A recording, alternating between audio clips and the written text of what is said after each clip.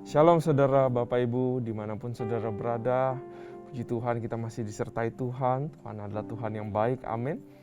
Kita akan belajar firman-Nya lagi hari ini. Sungguh luar biasa, kita akan belajar dari Yosua 15. Saudara, I'm excited. Dan saya harap juga saudara excited. Karena ada pesan rahasia, ada rema yang Tuhan sudah siapkan buat kita semua. Tapi sebelum itu mari kita siapkan hati. Mari kita puji dan kita sembah Tuhan kita. Mari kita serahkan fokus pikiran hanya kepada Tuhan. Thank you Jesus. Ya rada basyik kita. Kami perlu sangat baik bagi kami. Terpujilah Tuhan. Bersyukur kebaikan Engkau sungguh indah bagi kami semua. Kiralah basyandara Kau labataka, baik, kiralah bariara labasyanda, Kau baik, kuriara labariara labariara sabasyi, kami perlu Kau Tuhan.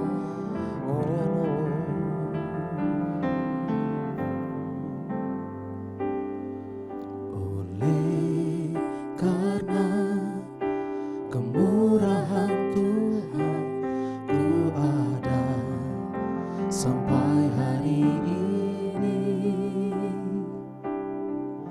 Oleh karena kebaikan Tuhan, janji-Mu terjadi bagiku. Oleh karena kemurahan Tuhan, ku ada sampai hari ini. Oleh karena kebaikan Tuhan, janji-Mu terjadi bagiku. Aku percaya berkat-Mu atasku melimpah, kebajikan, kemurahan selalu mengikutiku. Ku puji, ku sembah Kau Tuhan.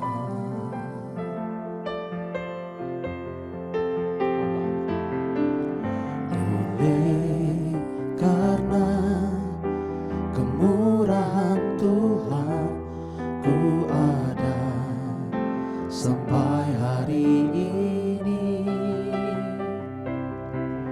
Oleh karena kebaikan Tuhan, janji-Mu terjadi bagiku. Aku percaya berkat-Mu atasku melimpah, kebajikan, kemurahan selalu mengikutiku. Ku puji, ku sembah Kau Tuhan.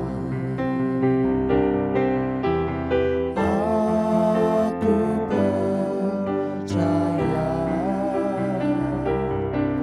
berkat-Mu atasku melimpah,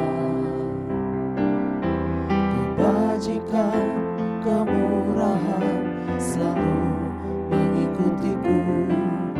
Ku puji, ku sembah Kau Tuhan. Aku percaya berkat-Mu atasku melimpah, kebajikan, kemurahan selalu mengikutiku. Ku puji, ku sembah Kau Tuhan.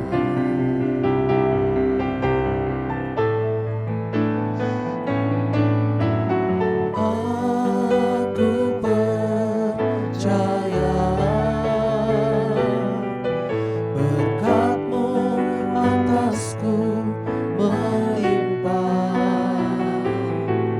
Kebajikan, kemurahan selalu mengikutiku. Ku puji, ku sembah Kau Tuhan. Aku percaya berkat-Mu atasku melimpah. Kebajikan, kemurahan selalu mengikutiku. Ku puji, ku sembah Kau Tuhan. Ku puji, ku sembah Kau Tuhan. Ku puji, ku sembah Kau Yesus.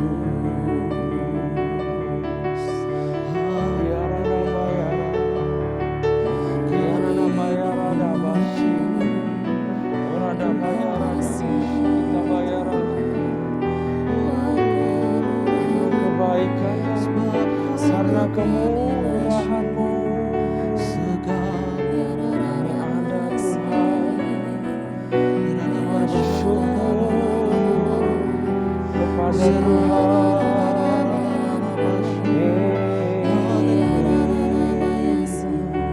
Kau baik, Kau mulia, Kau setia, Kau menolongku Tuhan. Karena berkat-Mu, karena kemurahan-Mu Bapa, bersyukur.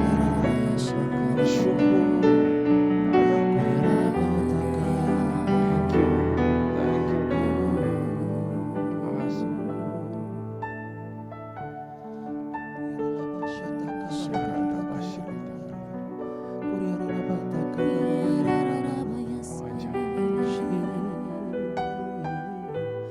Kemurahan-Mu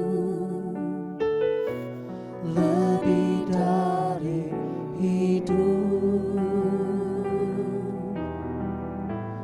Kemurahan-Mu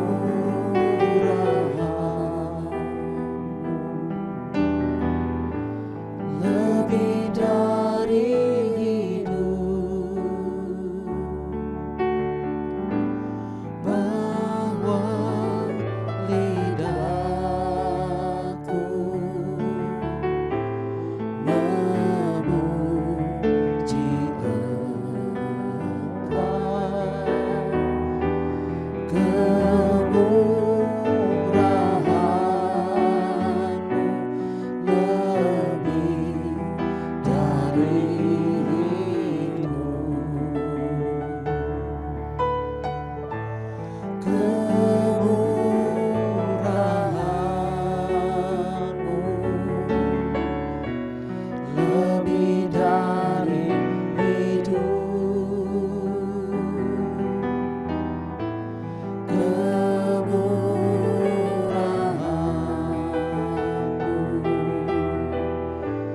lebih dari hidup.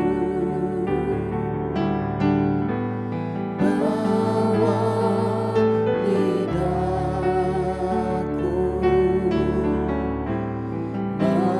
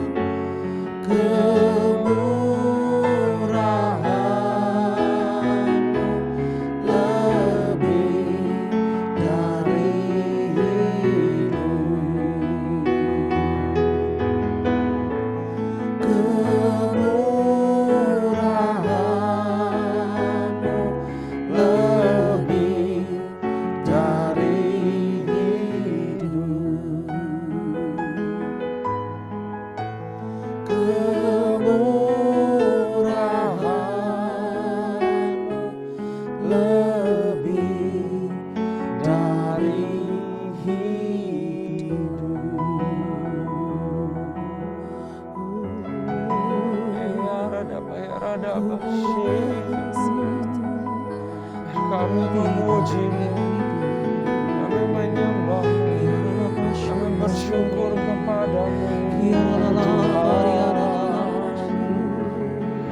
kemurahan-Mu.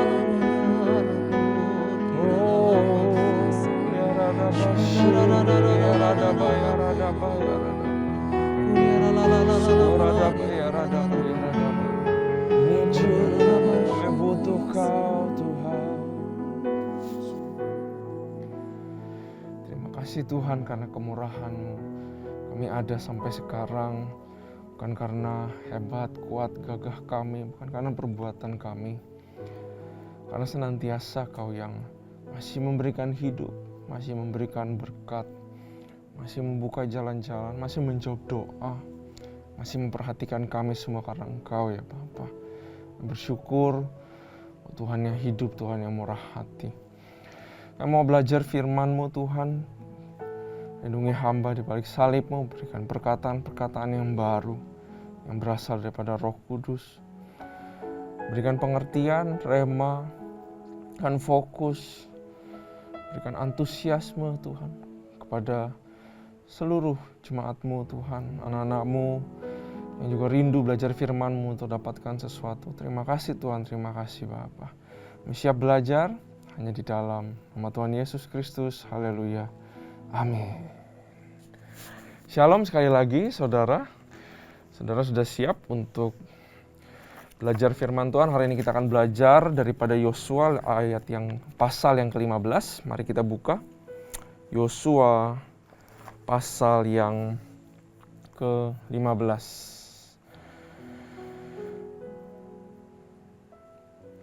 Nah, saudara, sekarang kita sedang berada di Yosua 15, di mana dari pasal ke-14 itu Yosua mulai membagikan pusaka-pusaka kepada suku-suku Israel. Ada 12 suku yang merupakan arahan dari Musa, dan Musa dapatkan dari Tuhan bahwa yang suku yang terbesar akan memperoleh area yang lebih besar daripada yang lainnya, tergantung besarnya sukunya, saudara.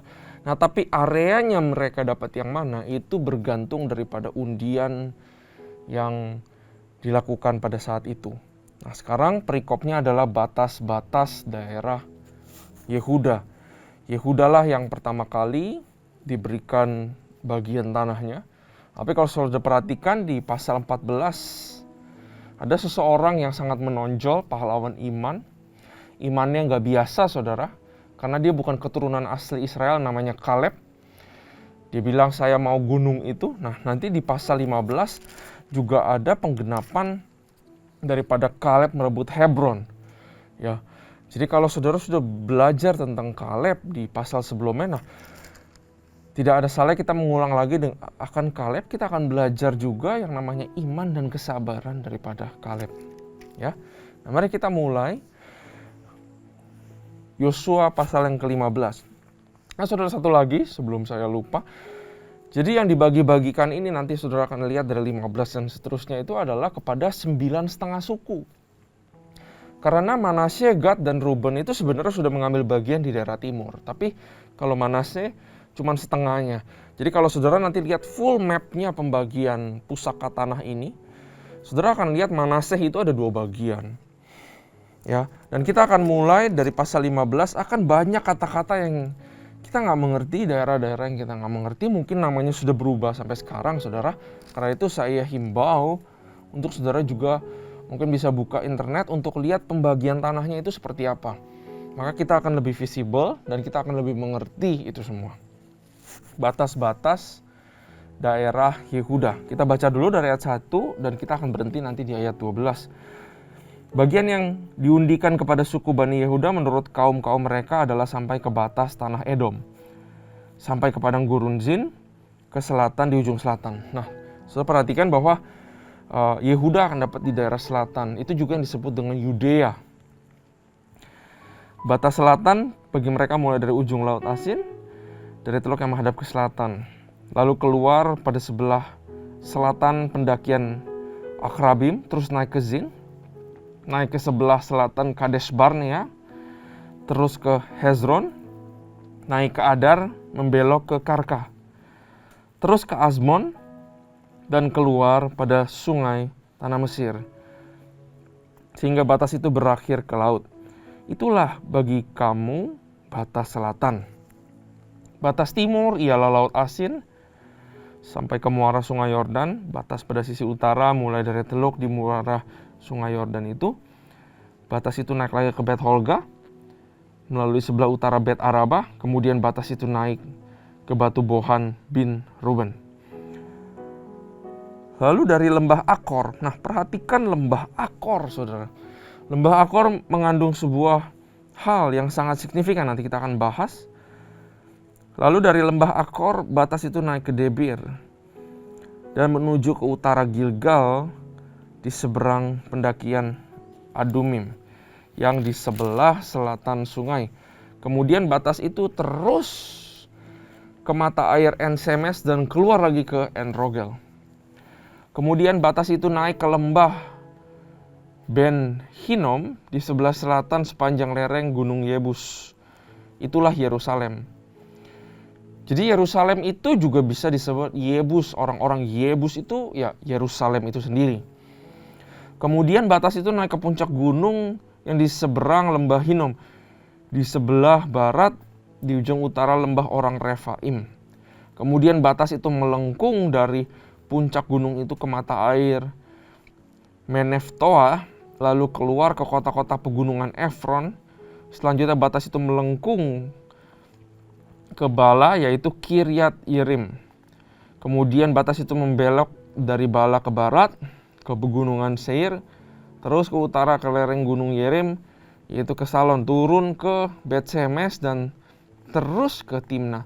Kemudian batas itu keluar ke utara ke lereng gunung Ekron, kemudian batas itu melengkung ke Sikron, terus ke gunung Bala dan keluar dekat Yabneel, sehingga batas itu berakhir di laut. Batas barat ialah laut besar dan pantainya itulah segala penjuru batas-batas daerah Bani Yehuda menurut kaum-kaum mereka.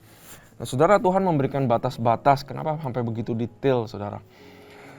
Mungkin kita nggak mengerti. Saya pribadi juga kalau baca batas-batas ini, tempat-tempat ini, hanya ada beberapa yang kadang-kadang pop up di saya karena kita baca di sebelum-sebelumnya. Contohnya lembah Akor tadi, saudara. Nah, tapi tujuan Tuhan memberikan batas ini supaya memberikan keteraturan, karena segala sesuatu perlu batas, saudara. Batas inilah yang menjadikan suku Yehuda merdeka sesuai sama apa yang sudah diberikan. Dia bebas di situ berkarya, bekerja, melakukan apapun selama mereka menjaga batas-batas mereka. Benar? Batas-batas harus dijaga dalam kehidupan. Kalau kita nggak tahu menjaga batas-batas, musuh bisa menyerang. Kalau kita nggak tahu menjaga batas-batas, maka bisa terjadi konflik dengan kiri dan dengan kanan. Boundaries harus dihargai dan boundaries harus dijunjung tinggi. Ada batas-batas dalam pernikahan. Ada batas-batas di dalam pertemanan, batas-batas di dalam pelayanan, batas-batas di tempat saudara ditempatkan. Di tempat kerja ada batas-batas. Ada peraturan-peraturan yang diberikan perusahaan, peraturan diberikan pemerintah kota, diberikan pemerintah negara. Semua adalah batas-batas yang harus dihargai. Apabila batas dilewati, saudara, maka bisa jadi kita kehilangan kemerdekaan, sehingga itu juga merugikan diri sendiri. Ya, ada batas-batas di dalam mengikut Tuhan, batas-batas ditaruhkan, kamu gak boleh berbuat dosa, kamu ini, kamu itu, kamu ini. Kelihatannya dikekang, tapi sebenarnya batas-batas itulah yang menjaga kemerdekaan, saudara. Nah, jadi daerah Yudea ini, di bawah ini, yang Yehuda ini, itulah daerah-daerah yang subur sekali. Yang waktu itu kalau saudara ingat, 12 pengintai diutus itu dia lewat Yehuda ini, masuk di Yudea ini. Dan di situ yang katanya mereka membawa buah-buahan yang besarnya itu harus dibopong sama 2 orang. Jadi ada 2 orang, antara bahu dengan bahu itu ada kayu, dan di situ digantung buah-buahnya saking besarnya sampai seperti itu, saudara. Nah, lembah Akor, kalau saudara ingat di Yosua yang ke-7, ada seseorang yang mencuri barang-barang emas, perak, dan baju yang indah itu, dan dia akhirnya dihukum oleh Yosua atas perintah Tuhan, namanya Akan. Akor itu artinya masalah atau trouble. Dan Akor ini dinamakan dari Akan itu, saudara. Akan juga artinya trouble. Jadi ada lembah yang namanya lembah permasalahan dan lembah yang bisa dibilang ini adalah trouble, seperti itu. Nah, kenapa ini sangat signifikan? Karena satu hari nanti saat kita masuk ke Hosea pasal yang kedua, nah, saudara di situ akan lihat bahwa Tuhan tidak lagi menyebut ini lembah Akor adalah lembah masalah, titik kejatuhan, enggak lagi. Tapi di Hosea, saat Tuhan memerintah Hosea untuk menolong, mengumpamakan bahwa Tuhan masih mengasihi orang Israel walaupun orang Israel itu berzina dengan Allah lain, tapi Tuhan menamakan lembah Akor itu adalah pintu pengharapan. Nah, jadi yang tadinya masalah berubah menjadi pintu pengharapan. Di sini Tuhan mau kasih tahu kepada kita, saudara, bahwa apapun yang menjadi masalahmu, apapun yang menjadi kejatuhanmu, Tuhan bisa pakai itu dan menjadikan itu sebuah pintu pengharapan. Tuhan bisa ubahkan yang jelek menjadi baik. Amin, saudara. Saudara mungkin sekarang mengalami masalah, tapi ingatlah, Tuhan gak pernah tinggal diam. Sebuah lembah dari begitu banyak lembah, saudara. Lembah Akor. Ya, Tuhan pakai lagi itu di Hosea nanti. Datang juru selamat yang diumpamakan seperti Hosea. Hosea mengabarkan Kristus yang datang. Kita sudah di zaman di mana kita hidup bersama Kristus. Tentu di dalam roh. Apabila kita berjalan bersama Kristus. Apabila kita melewati lembah-lembah Akor. Itu bukan lembah masalah yang akan bikin kita mati. Tapi itu adalah lembah masalah. Ya mungkin masalahnya tetap ada. Tapi itu akan jadi pintu pengharapan. Karena dia menolong kita senantiasa. Karena itu percayalah saudara. Apapun yang saudara alami sekarang. Pasti Tuhan akan melihat. Dan menolong tepat pada waktunya. Amin. Ya, itu lembah Akor, saudara. Nah, kalau kita baca ayat 13, kita lanjut. Kaleb melebut Hebron. Tetapi kepada Kaleb bin Yefune diberikan Yosua sebagian di tengah-tengah Bani Yehuda itu, yakni Kiryat Arba. Perhatikan, Kiryat Arba itu juga adalah artinya Hebron. Seperti yang dititahkan Tuhan kepadanya. Arba ialah bapak Enak. Enak ini keturunan giants, local giants di sana. Kebetulan namanya adalah Arba. Itulah Hebron. Dan Kaleb menghalau dari sana ketiga orang Enak, yakni Sesai, Ahiman, dan Talmai, anak-anak Enak. Dari sana ia maju menyerang penduduk Debir. Nama Debir itu dulu ada Kiryat Sefer. Lalu berkatalah Kaleb, siapa yang menggempur Kiryat Sefer? Jadi Hebron sudah diambil. Lalu ada Kiryat Arba sudah diambil, kemudian ada Kiryat Sefer. Kaleb bilang, siapa yang menggempur Kiryat Sefer dan merebutnya? Kepadanya akan kuberikan Aksa, anakku, menjadi istrinya. Dan Otniel, anak Kenas, saudara Kaleb, merebut kota itu. Lalu Kaleb memberikan kepadanya Aksa, anaknya, menjadi istrinya. Nah, Otniel ini namanya akan disebut lagi nanti di Hakim-Hakim. Dia menjadi Hakim-Hakim yang pertama yang melawan pemerintahan waktu itu Mesopotamia, saudara. Nanti waktu di Judges, saudara bisa lihat Otniel melakukan sesuatu dan dia diurapi oleh Tuhan. Ayat 18, ketika perempuan itu tiba, dibujuknya suaminya untuk meminta ladang kepada ayahnya. Maka turunlah perempuan itu dari keledainya lalu berkata Kaleb kepadanya, ada apa? Jawabnya, berikan kepadaku hadiah, kata anaknya. Telah kau berikan kepadaku tanah yang gersang. Berikanlah juga kepadaku mata air. Lalu diberikannya lah kepadanya mata air di hulu dan mata air yang di hilir, yang di atas dan juga yang di bawah. Nah, supaya kita nggak bingung, saudara. Jadi Otniel diminta sama Aksa ini untuk minta ladang. Ya. Nah, yang perempuannya, istrinya itu minta kepada papanya mata air. Supaya ada ladang dan mata air, saudara. Nah, ada hal yang sangat luar biasa di sini. Tapi sebelum kita belajar dari Kaleb ini, saudara. Kalau saudara perhatikan ayat 20 sampai kepada ayat 63, di situ banyak sekali daerah-daerah yang diberikan, kota-kota yang diberikan kepada Yehuda. Mungkin saudara boleh baca, tapi kita tidak akan baca semuanya satu-satu, tapi ada satu hal yang menarik di sini. Dari 20 mulai disebutkan kota-kota. Ya, terus sampai ayat 32. Coba kita lompat ke ayat 32, Lebaot, Silhim, Ain, dan Rimon, seluruhnya 29 kota dengan desa-desanya. Nah, tapi kalau saudara hitung dari 20 sampai 32, saudara sebenarnya menemukan 36 kota. Tapi kenapa ayat 32 cuma dituliskan 29 kota? Ya, nah kita nggak bisa bilang bahwa, wah karena ini Alkitab nih kok salah, ngaco sembarangan. Enggak saudara, Alkitab itu benar, apa adanya. Karena kalau saudara lanjut baca terus sampai Yosua pasal yang ke-18, saudara akan tahu bahwa Yehuda memberikan 7 kota kepada Simeon, suku Simeon. Ya, jadi kalau saudara di sini ketemu 36 kurang 7, maka dihitung di sini ada 29. Ya, nah terus sampai ke 33 disebut nama-nama kotanya. Nah, ayat 63 mari kita baca sama-sama. Tetapi orang Yebus, ya Yerusalem, orang-orang Yerusalem, penduduk kota Yerusalem, tidak dapat dihalau oleh Bani Yehuda. Jadi orang Yebus itu masih tetap diam bersama-sama dengan Bani Yehuda di Yerusalem sampai sekarang. Mereka bercampur dengan orang-orang Israel. Ya, nanti kita akan lihat di 2 Samuel 5 bahwa kota Yerusalem itu akhirnya direbut kepemilikan full oleh Raja Daud, saudara. Ya, jadi ini semua adalah histori. Ya, tapi mari kita balik kepada Kaleb, Kiryat Arba. Ya, Arba itu adalah local giants di sana. Kiryat itu adalah tempat artinya, atau village, atau desa, atau settlement of. Jadi Kiryat apa adalah settlement atau tempatnya siapa.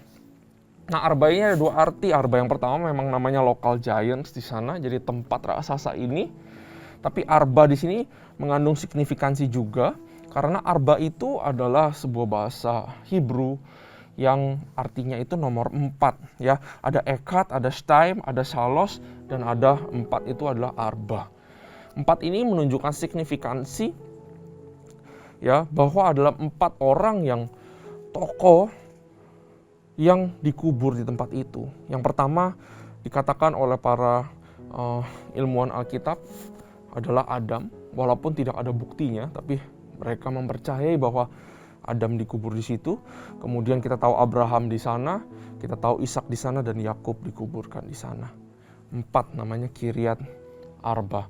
Dan di situ juga ada giants yang dibunuh, atau Hebron itu diambil sama yang namanya Kaleb.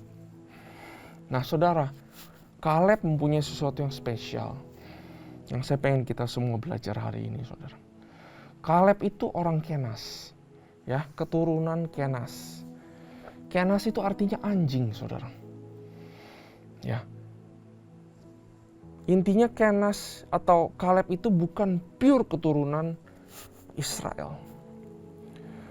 Tapi kalau saudara ingat waktu Yosua bagi-bagi pusaka ini, Kaleb bilang, 40 tahun yang lalu, saya mendengar Musa bilang, siapa yang menginjakan kaki di sini bisa mengambil, merebut gunung ini. Nah, waktu Yosua mengucapkan tanah-tanah ini, Kaleb itu maju. Dan dia bilang kepada Yosua bahwa 40 tahun yang lalu sampai sekarang saya umur 85. Saya masih kuat seperti dulu, katanya. Sehingga Kaleb dengan imannya dia bilang, berikan gunung ini kepada saya. Dan Yosua memberikan gunung ini kepada Kaleb. Padahal dia harusnya gak bisa menerimanya. Karena dia bukan suku Israel, saudara. Dia punya alasan yang legal untuk tidak menerima iman yang dia ucapkan. Karena itu saya belajar bahwa dari iman Kaleb ini, sesuatu bisa direbut, saudara. Apa yang ada di depan saudara? Apa hal di depan saudara yang seperti gunung yang saudara mau rebut? Mari kita rebut dengan iman, saudara. Buat Kaleb, iman adalah keputusan. Buat Kaleb, mengucapkan iman adalah suatu keberanian. Dia tidak menganggap dirinya tidak layak. Dia tidak menganggap dirinya udah tua, ya masa masih mau lawan giants. Tapi dia pakai iman untuk merebut gunung, saudara. Apa yang ada di depan saudara? Mungkin saudara ada masalah, ada tembok penghalang. Ada breakthrough yang saudara pengen dapatkan. Yang selama ini saudara gak pernah dapatkan. Mari kita bergantung sama iman. Bahwa kita rebut itu. Saya percaya Tuhan pasti akan bantu saya untuk rebut daerah itu. Itu yang namanya iman. Iman tidak bercampur dengan kekuatan sendiri. Ya Tuhan, saya beriman saya dapat itu. Saya beriman saya bisa kalahkan itu. Karena saya sudah berusaha, karena saya sudah ini, no. Iman itu pure. Gak ada campur tangannya sama kekuatan kita. Saya percaya saya bisa dapat karena Tuhan menolong saya. Karena Tuhan aja yang menolong saya. Itu iman buat Kaleb, saudara. Luar biasa banget. Dan Kaleb menunggu sampai umur 85. Dia menunggu, dia masih menjaga fisiknya, saudara. Saudara bayangin orang umur 85 masih kejar-kejar raksasa dan ngebunuh mereka. Dia menjaga fisiknya. Dia bersabar. Waktu dulu dia masuk sebagai pengintai. Mereka ke Gunung Hebron, mereka lihat keturunan enak. Tapi Kaleb punya pikiran yang beda, punya mata-mata yang beda. Kaleb begitu dulu waktu jadi spy, waktu masih muda, dia lihat Hebron, dalam hatinya dia bilang, saya mau tanah ini.